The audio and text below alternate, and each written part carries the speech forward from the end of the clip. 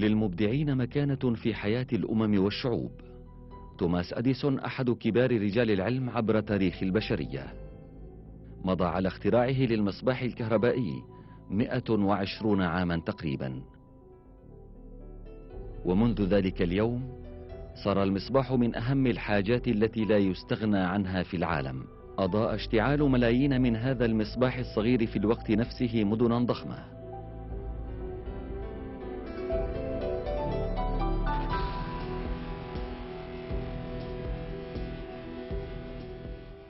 صار الضوء واحدا من أهم الرموز الحضارية.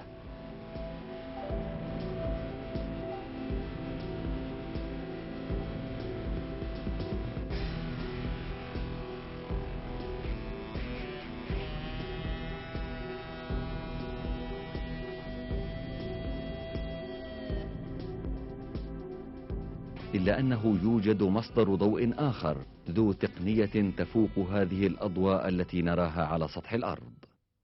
لنلاحظ الآن هذا الضوء الصغير المضيء في الظلام القوي والفعال، لكن مصدره يختلف كثيرا عن مصدر المصباح هذا. ليس جمادا، بل هو كائن حي. إنه اليراعات المضيئة الصغيرة. هذه الحشرة الصغيرة تنتج في جسمها الضوء. ليس لها مصباح ولا تستعمل الكهرباء أيضا، وعلى الرغم من ذلك تمتلك تقنية فائقة اقتصادية أكثر من المصباح. فالمصباح لا يستطيع أن يحول من الكهرباء التي تصله أكثر من 10% إلى ضوء، ويضيع 90% من الطاقة بتحولها إلى حرارة. إلا أن اليراعة تنتج ضوءا تصل به إلى أقصى حدود الاقتصاد تقريبا إلى 100%. والسبب في هذا ذلك التصميم الذي لا تفاوت فيه لنظام إنتاج الضوء في الحشرة. ففي جسم الحشرة مادتان كيميائيتان، الأولى تسمى لوزيفيرين والثانية لوزيفيراس، وعند الحاجة إلى الضوء تجتمع جزيئتان من هاتين المادتين معا لتنتج الضوء. هذه الجزيئات المعقدة صممت خصوصا لإنتاج الضوء. حدد موضع كل واحدة من الذرات المكونة للجزيئات ضمن هذه الخطة.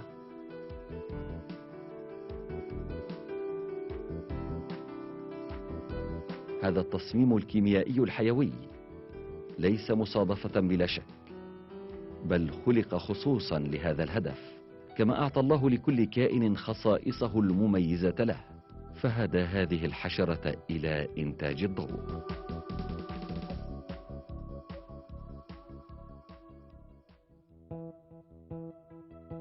ولكن ماذا تفعل اليراعة بالضوء الذي أنتجته باستخدام هذه التقنية العالية؟ لمعرفة الجواب على هذا السؤال يجب أن نراقب مجتمع اليراعات عن قرب.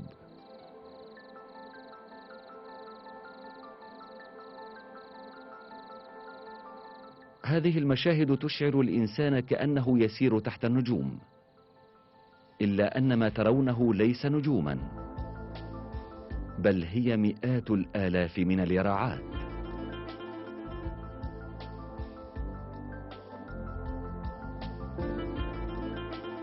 لهذه الأضواء معنى هام جدا لدى اليراعات: الاتصال. اتبع الناس عبر التاريخ أساليب مختلفة لتأمين الاتصال. أحد وسائل هذا الاتصال إشارات المورس، التي تتألف من إشارات قصيرة تستخدم في البرقية. تؤمن اليراعات الاتصال باستخدام إشاراتها الضوئية طبقا لإشارات المورس. ترسل اليراعة الذكر رسالة لليراعة الأنثى بالقيام بإشعال الضوء وإطفائه. هذه الرسالة تحمل شفرة خاصة. تجيب الأنثى الذكر باستخدام الشفرة نفسها.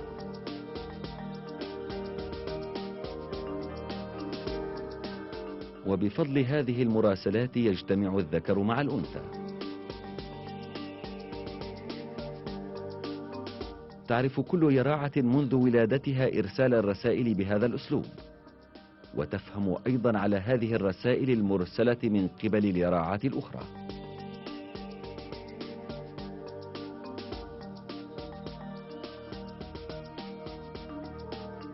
وباختصار، كل يراعة من آلاف اليراعات التي نراها في مكان ما في الليالي المظلمة لوحدها خارقة التصميم. أما موجد هذه الكائنات بهذا النظام الفائق فهو خالق الكائنات كلها سبحانه وتعالى.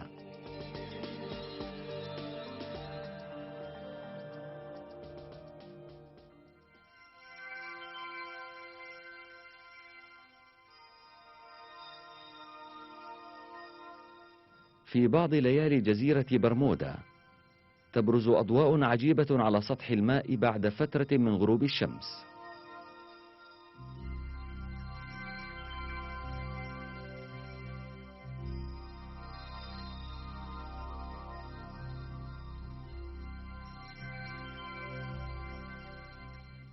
هذه الأضواء يعود مصدرها للديدان البحرية الأنثى الخارجة إلى السطح. تخلط الأنثى السائلين الكيميائيين اللذين أنتجتهما من جسمها، وهذا الكائن يعرف أيضا إنتاج الضوء من طرق كيميائية بشكل معجز. وفي النهاية يظهر المشهد الضوئي هذا. تفعل أنثى الديدان البحرية هذا المشهد لشد انتباه الذكر، أما التي تقترب ناثرة أضواء لامعة صغيرة فهي ديدان الذكر البحرية.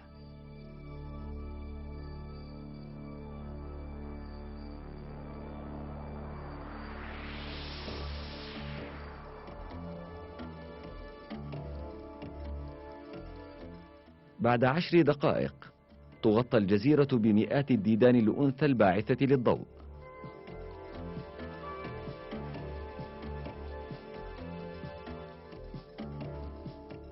أما إذا خرج القمر من خلف الغيوم وأضاء الماء تنزل الأنثى إلى أعماق المياه مرة أخرى، وينتهي المشهد بعد 20 دقيقة.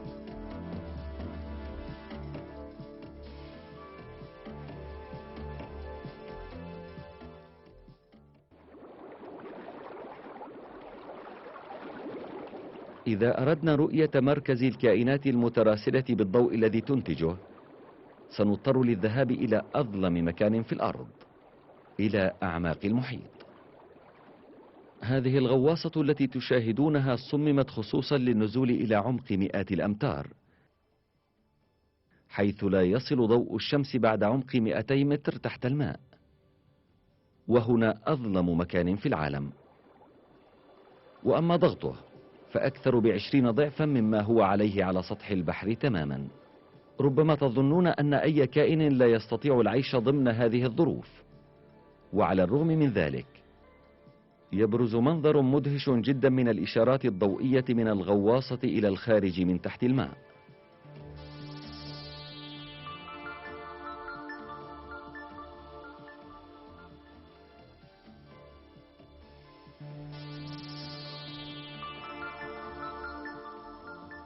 هذا الذي تشاهدونه كائنات متراسلة بإنتاج الضوء في هذه البيئة المظلمة، ويجاب الضوء بالضوء أيضا. إذا راقبنا عن قرب نرى إعجاز صنعة الله في خلقه. هذا الكائن المدهش الذي ينتج الضوء الأحمر واحد من أنواع قناديل البحر، وهنا نوع آخر من قنديل البحر. زينة الضوء عليه كأنها مشهد فني.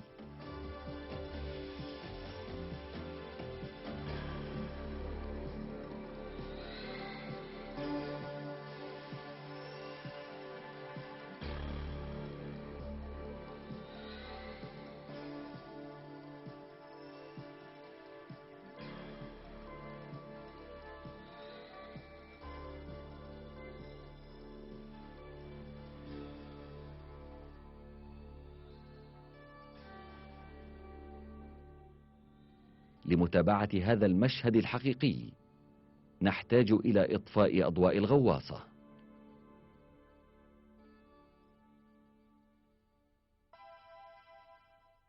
ها هنا كائن رائع لامع بأمواج الضوء الذي ينتجه بنفسه.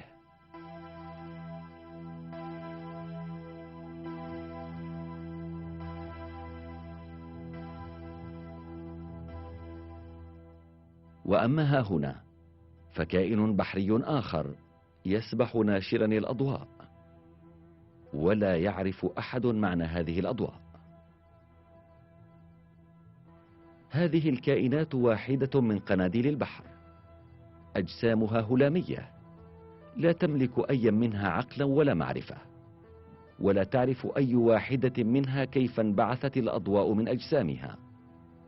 أما التفكير بأن الكائنات ذوات هذه الأنظمة الحساسة والمعقدة بهذا الشكل تكونت بالمصادفة فلا يقبله عقل. بلا شك هذه الكائنات خلقت بتصميم تام، ولذلك يوضح لنا هذا المشهد الضوئي الذي تحقق في أعماق البحار بمئات الأمتار صنعة الله وقدرته التي لا حدود لها. فالله تعالى العلي القدير خالق كل ما على البر والبحر، الذي ليس كمثله شيء، صاحب العلم والخبرة بلا نهاية. يقول تعالى: هو الله الخالق البارئ المصور، له الأسماء الحسنى، يسبح له ما في السماوات والأرض، وهو العزيز الحكيم.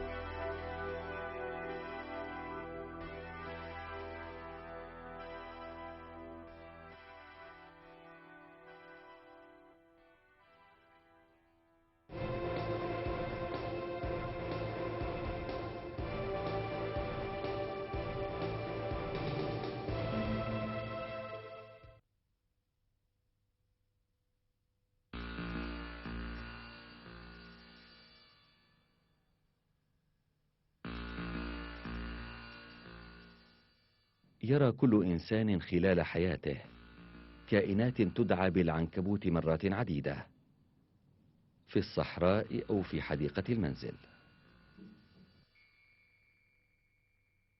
هذا الكائن الصغير الذي لا يشد انتباه أكثر الناس هو في الأصل واحد من التجليات التي تظهر الإبداع الكامل لخلق الله تعالى. ولمعرفة هذا علينا أن نراقب العنكبوت عن كثب.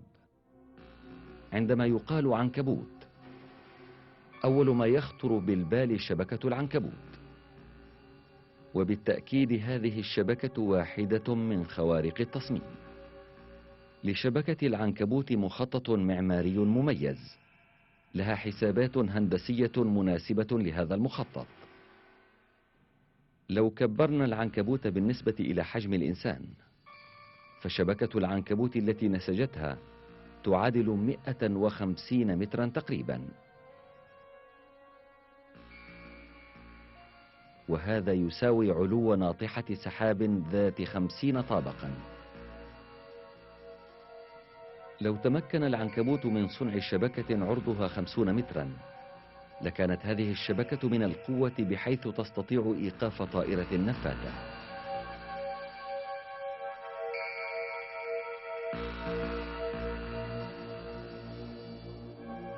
إذن كيف تنشئ العنكبوت شبكتها بهذه الخصائص؟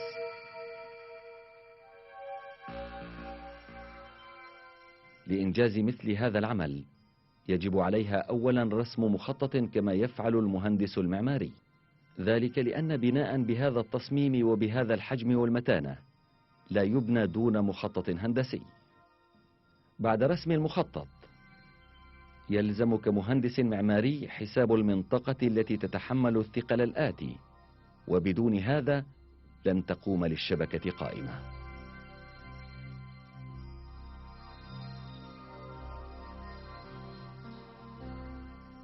عند مراقبة كيفية بناء الشبكة تظهر لنا معجزة حقيقية.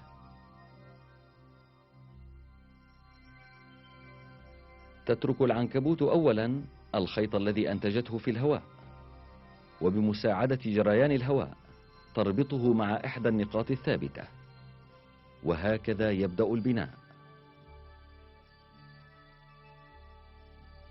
يستغرق بناء الشبكة ساعة أو أكثر. الآن تتابعون هذا العمل مسرعا ب60 ضعفا. تنشر العنكبوت خيوطها المشدودة من المركز باتجاه الخارج، وتجهز هيكل الشبكة. بعد ذلك تنسج خيطا رقيقا ولاصقا راسمة حلقات من الخارج باتجاه الداخل.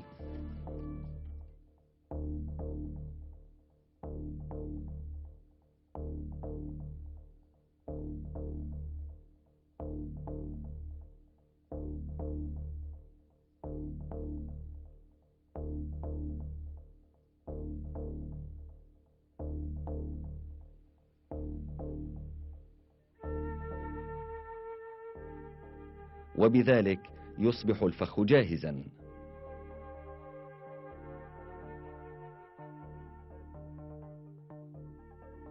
ليس تصميم شبكة العنكبوت معجزة فحسب، بل المعجزة تكمن في خيطها أيضا. فخيط العنكبوت أمتن ب5 أضعاف من الفولاذ في السماكة نفسها.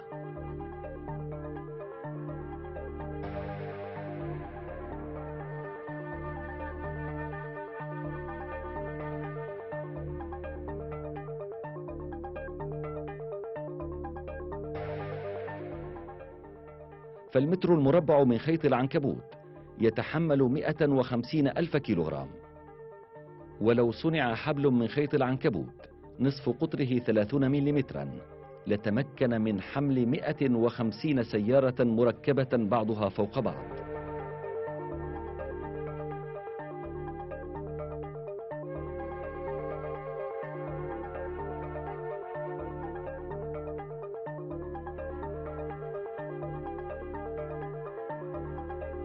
أنتج رجال العلم تأسيا بخيط العنكبوت مادة خاصة تسمى كافلر. تستخدم هذه المادة في إنتاج الدروع الفولاذية. باستطاعة الطلقة ثقب أي شيء أمامها بسرعة 150 مترا في الثانية، إلا أننا لا نستطيع ثقب قطعة من قماش مصنوع من الكافلر.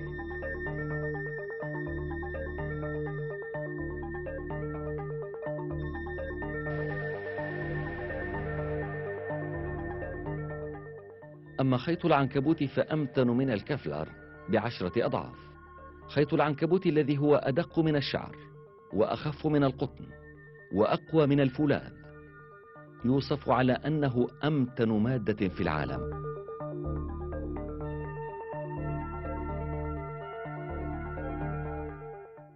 الفولاذ أمتن المواد التي يمتلكها الإنسان.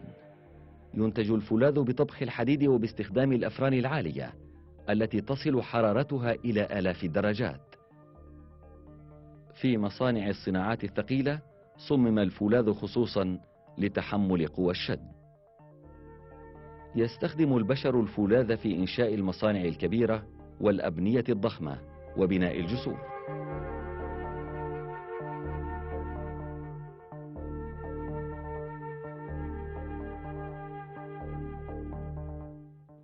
إلا أن العنكبوت تنتج مادة أمتن من الفولاذ ب5 أضعاف، مع أنها ليس لها نصيب في استخدام التقنيات الحديثة ولا تملك أفرانا ذات حرارة عالية. إنها حشرة صغيرة لا تملك حتى قابلية التعقل. إنتاج خيط أمتن من الفولاذ من قبل حشرة صغيرة ثم استخدامها كالمهندس المعماري في إنشاء أبنية ضخمة بلا شك معجزة كبيرة. يعرف الناس عامة أن العنكبوت كائنات تصطاد بنصب الشباك، إلا أن هذه العنكبوت التي تسمى دينوبيس لا تنتظر علوق صيدها في الشباك، وبدلا من ذلك تقيم فخا متحركا تجهز خيوطا خاصة جدا ب200 ضربة فرشاة في الدقيقة، ثم تضم الخيوط الدقيقة لبعضها ضمن خطة محكمة، وبذلك يصبح الفخ القاتل جاهزا.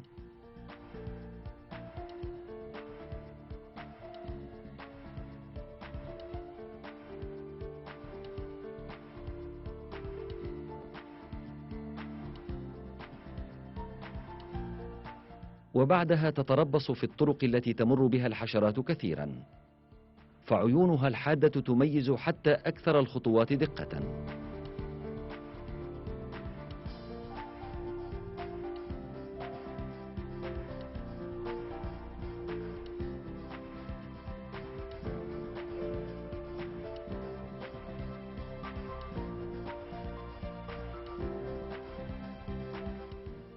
ثم تلف صيدها بالحرير الخاص الذي صنعته.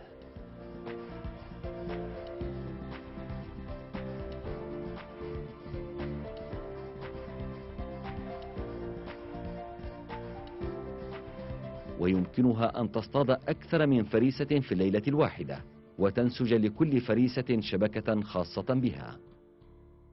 هذه الشبكة إحدى خوارق التصميم الحقيقية. ليس للفريسة نصيب للخلاص من هذا الفخ.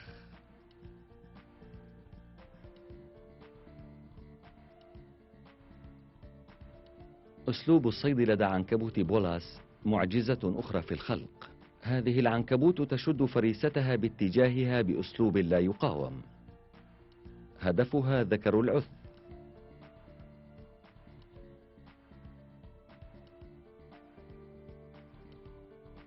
تنتج العنكبوت أيضا من جسمها خيطا أمتن من الفولاذ، وتضع على هذا الخيط قطرات لاصقة قوية.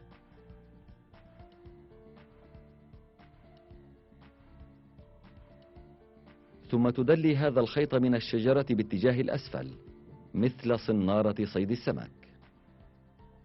تضرب بصنارتها ضربات خفيفة مثل ما يفعل صياد السمك تماما، وتنتظر بصبر. تستخدم العنكبوت حيلة عبقرية لشد الفريسة إليها. تفرز أنثى العث هرمون الفيرمون لجلب ذكور العث، والعنكبوت تقلد الرائحة نفسها وتضعها في طرف الفخ.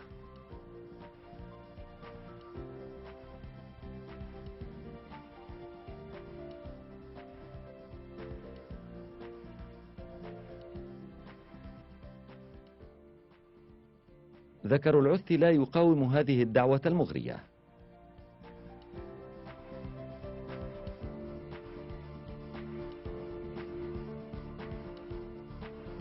وعندما يقترب العث تبدأ العنكبوت بلف الخيط من مركزه مثل الوهق.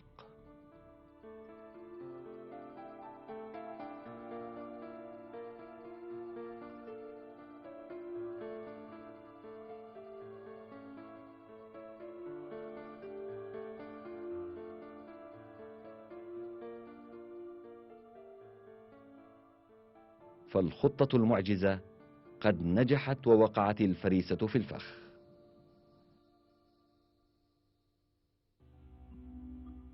ترون على الشاشة المعادلة الكيميائية لهرمون الفيرمون الذي ركبته أنثى العث. وهذا الفيرمون مادة كيميائية خاصة جدا لا توجد إلا عند أنثى العث. لو أردنا إنتاج مثل هذه المادة الكيميائية للازمنا القيام بأعمال معقدة في مختبر كيميائي متطور. لو فرضنا أن العنكبوت أنتجت هذا الهرمون بعقلها، فكان يجب على هذه الحشرة الصغيرة أن تتابع الطريق نفسه.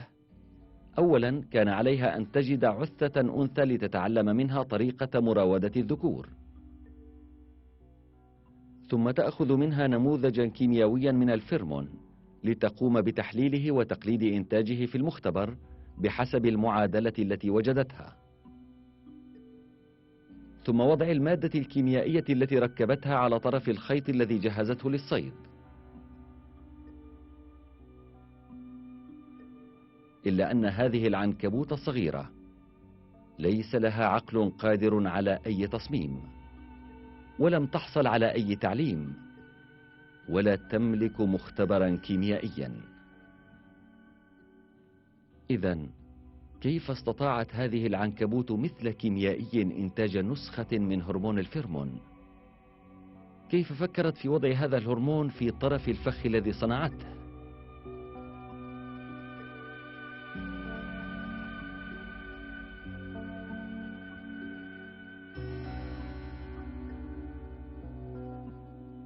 هذه الأسئلة تأخذنا إلى حقيقة واضحة. فمادة الفيرمون الكيميائية التي تنتجها العتة وتستخدمها العنكبوت للاصطياد وجدت من قبل الله تعالى.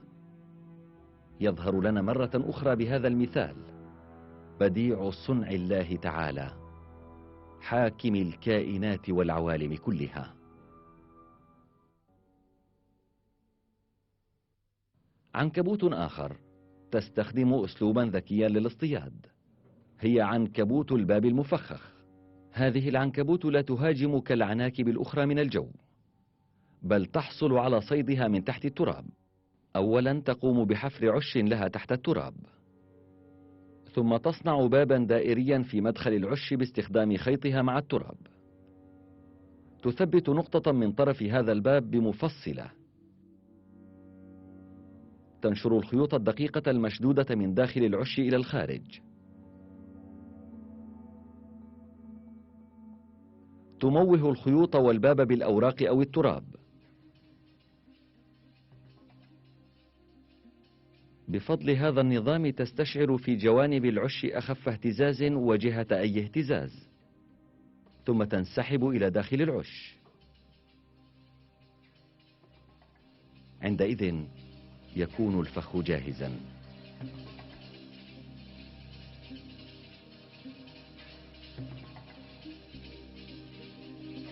فالحشرة التي تمر بأمان فوق العش ستصير طعاما للعنكبوت بعد قليل. ها هنا نملة صغيرة تتجول بين الأزهار بأمان، إلا أن واحدة من هذه الأزهار مختلفة، إنها فخ بوبي للعنكبوت.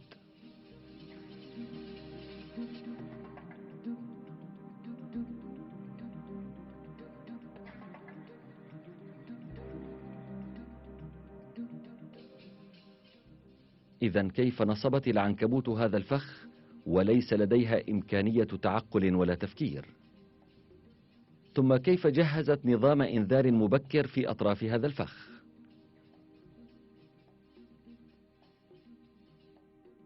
ممن تعلمت الاختفاء بين الأزهار مقلدة إياها على سطح الأرض.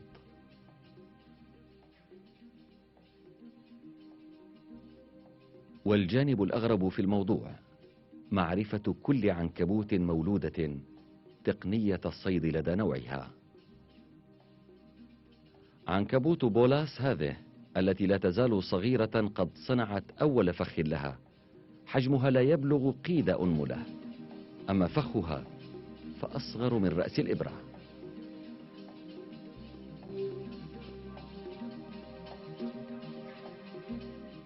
عنكبوت دينوبيس هذا المولود الجديد نسج شبكة صغيرة جدا. هذا العنكبوت الصغير مهندس منذ ولادته، يبدأ بنسج أولى شباكه.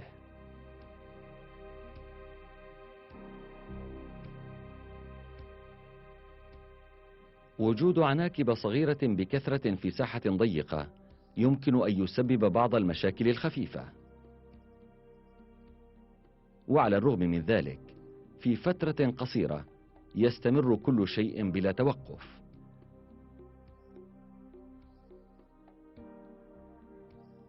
هذه العناكب ستفترق عن أمهاتها لصنع أعشاشها بعد مدة وجيزة.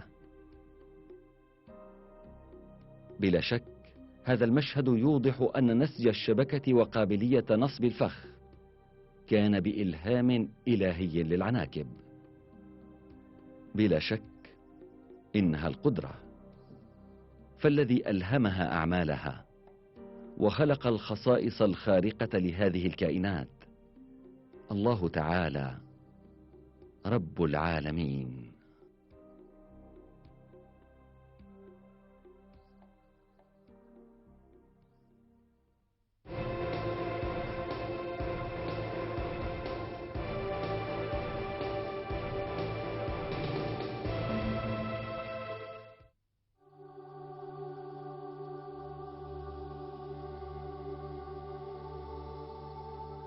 حرارة حارقة تبلغ 55 درجة، ركام رمال كأنها تمتد إلى ما لا نهاية، عواصف رملية تأتي على كل شيء يظهر أمامها، حتى أنها لا تترك مجالا للتنفس. هذا الجو الحارق للصحراء يعني الموت المحقق للإنسان إن لم يأخذ احتياطاته. وسائل النقل التي صنعها الإنسان المصممة خصوصا لهذه الشروط بالكاد يمكنها أن تتحمل ظروف الصحراء هذه. الواسطة المطلوب عملها في الصحراء يجب أن تتحمل حرارة الصحراء الحارقة وألا تتأثر بالعواصف الرملية، وعليها أن تقطع مسافة طويلة بوقود قليل واستهلاك أقل قدر من الماء. أما أفضل آلة تتحمل شروط الصحراء الصعبة هذه فليست واسطة من صنع البشر، بل هي كائن حي.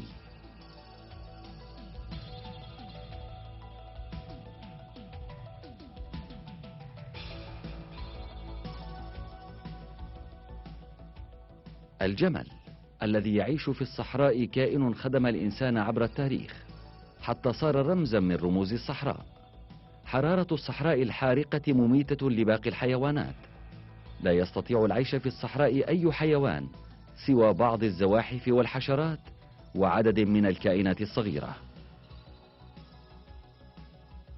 والجمل هو الوحيد من بين الحيوانات الكبيرة يمكنه العيش في الصحراء، ذلك لأن الله تعالى خلق هذا الكائن خصوصا ليعيش في الصحراء لخدمة الإنسان. ينبهنا الله تعالى في القرآن الكريم في سورة الغاشية إلى خلق الجمل فيقول: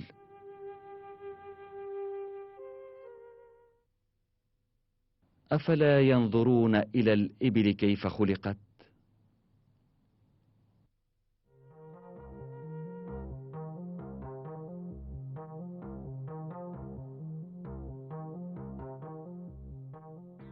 عندما نتأمل في كيفية خلق الجمل نرى أن كل تفصيل في هذا الكائن له معجزة خلقية على حدة. فأهم حاجة في حرارة الصحراء الحارقة شرب الماء، إلا أن إيجاد الماء في الصحراء صعب جدا، كما أن إيجاد الطعام بين الرمال الفسيحة أمر يبدو كالمستحيل. إذن يلزم على الحيوان الذي يضطر إلى العيش في الصحراء أن يتصف بتحمل كبير للجوع والعطش. وكذلك خلق الجمل مع قدرة على تحمل الجوع والعطش إلى أقصى حد.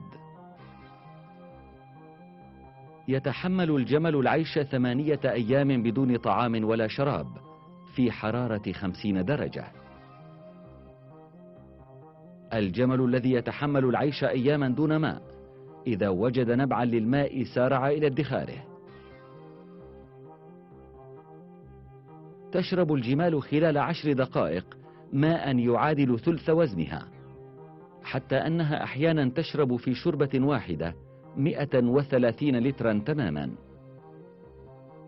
ولتحمل الجوع خلق في جسم الجمل مخزن خاص لادخار القوت. هذا المخزن هو السنام الذي في ظهره، يدخر فيه من الدهن ما يقارب 40 كيلوغراما. وبفضل هذا المخزن يقطع الجمل المسافات أياما دون طعام.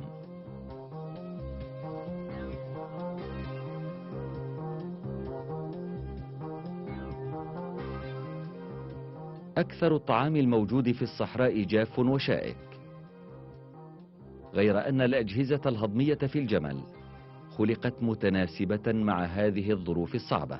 أسنان الجمل وشفتاه لها بنية تؤمن أكل الأشواك الحادة بسهولة. أما معدته فذات تصميم خاص قوية لدرجة أنها تستطيع طحن كل نبات صحراوي.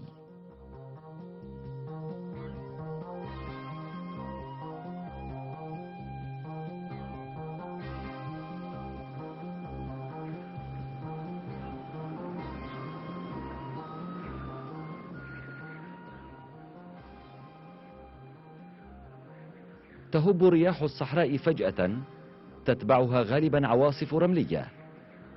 حبيبات الرمل الحادة معمية وخانقة. ولاجتياز هذه الظروف الصعبة أيضا خلق الله في جسم الجمل أنظمة حماية خاصة. جفون العين لدى الجمل شفافة، تحمي هذه الجفون عينه من حبيبات الرمل ومن الغبار أيضا، ومع ذلك تؤمن له رؤية الضوء ولو كانت العين مغمضة. وأما رموشه الكثيفة والطويلة فقد خلقت بشكل تحجب عنه غبار الصحراء. في أنف الجمل أيضا ثمة تصميم خاص، فبإمكان الجمل إغلاق منخريه بأغطية خاصة لحظة بدء العواصف الرملية.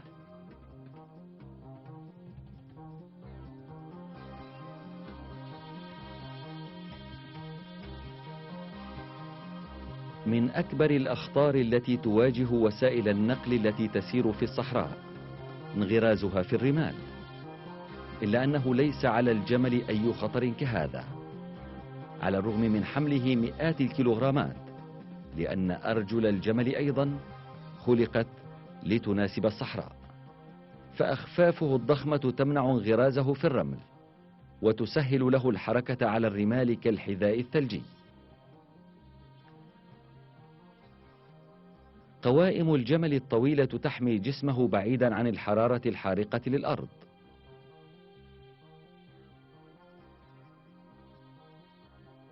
وأما جسمه فمغطى بشعر كثيف وقاس. هذا الفرو يحميه من أشعة الشمس الحارقة ومن برودة الصحراء التي تبدأ بعد الغروب. في مواضع معينة من جسم الجمل طبقات جلدية ثخينة وحامية. هذه الطبقات الصلبة نسقت في مواضع تماس الجمل بالرمال الحارة عند الجلوس، وبفضل هذا لا يحترق جلده من الحرارة. هذه الطبقة الجلدية القاسية لم تتكون مع مرور الزمن، بل ولدت معه. يوضح هذا التصميم الخاص مرة أخرى الكمال في خلقة الجمل، لنمعن النظر في كل مزايا الجمل هذه، حيث الأنظمة الخاصة التي تؤمن تحمله للعطش، والسنام الذي يؤمن تحمله للجوع، وأخفافه المانعة من الانغراز في الرمال، وجفون عينيه الشفافة، ورموشه التي تحمي عينيه من الرمال. أنفه ذو التصميم الخاص تجاه العواصف الرملية، والشفاه والأسنان والفم الذي يساعد على أكل الشوك ونباتات الصحراء. أجهزة الهضم التي تساعد على هضم كل أنواع الطعام. هذه الطبقة القاسية في جلده التي تحميه من الرمال الحارقة. جلده الخاص المصمم لحمايته من الحرارة والبرودة معا، وجميع خصائصه الأخرى كذلك. لا تدعم بشكل من الأشكال منطق المصادفة العمياء لنظرية التطور، بل توضح حقيقة واضحة أن هذا الكائن قد خلقه الله تعالى ليعيش في الصحراء، وسخره للإنسان الذي يعيش هناك.